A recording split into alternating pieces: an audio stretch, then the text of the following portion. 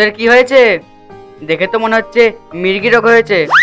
তার চেয়েও বড় রোগ ভাই, বাড়িতে 7 দিন ধরে খাবার হয়নি, ও বাচ্চা অনাহারে দিন কাটাচ্ছে, খাওয়া দাওয়াও নেই। খাসনি কেন?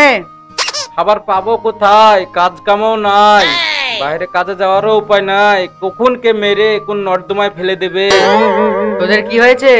আমাদের সবার একই অবস্থা। এইভাবে বসে থাকলে কাজের ব্যবস্থা হবে? তাহলে কি করতে হবে? চল এমএলএ এর কাছে যাই, তাকে বলি কোনো কাজের ব্যবস্থা করতে পারে কিনা। সে তো ভোটের সময় কাজের অনেক প্রতিশ্রুতি দিয়েছিল, এখনো কিছুই করলো না। ঠিক আছে, তাহলে চল সবাই এমএলএ সাহেবের বাড়িতে। চল তাহলে যাই।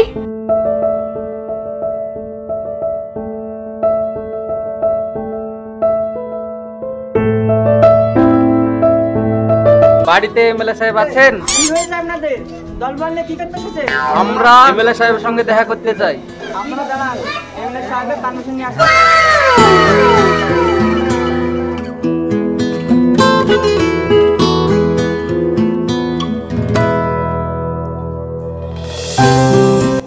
এমএলএ সাহেব, বাইরে অনেক লোক দাঁড়িয়ে আছে আপনার সঙ্গে দেখা করার জন্য। ভিতরে আসতে বলুন।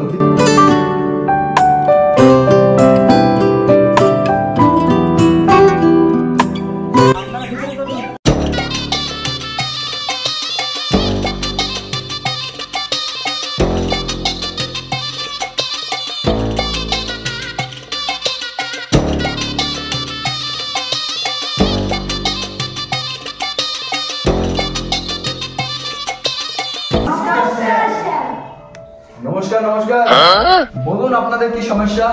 বাবু, আমরা গরিব মানুষ, গ্রামে কাজ মাজ নেই, অনাহারে গ্রামের লোক দিন কাটাচ্ছে। দেখুন, সবাইকে 500 টাকা করে হাতে ধরিয়ে দিচ্ছি সাহেব। বাবু, আমাদের বেকার ব্যাপার, আমরা টাকাটি আসি।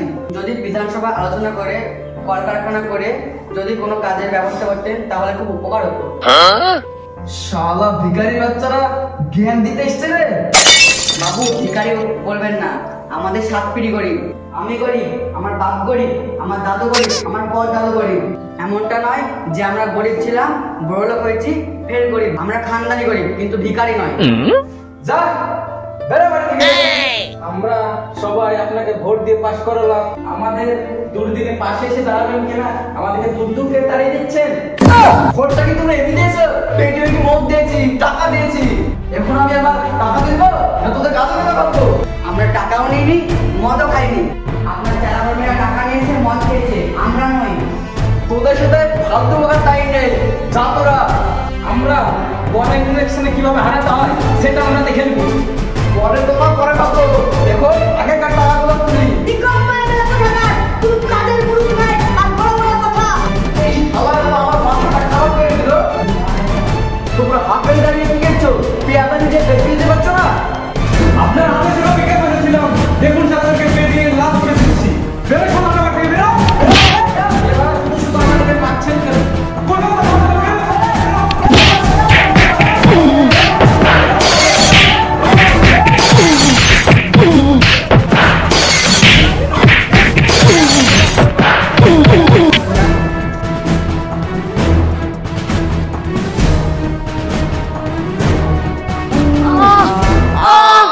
বাবু মেরে ফেললো গো। চল বাড়ি যাই, চল তাহলে বাড়ি যাই। বাবু মেরে ফেললো গো।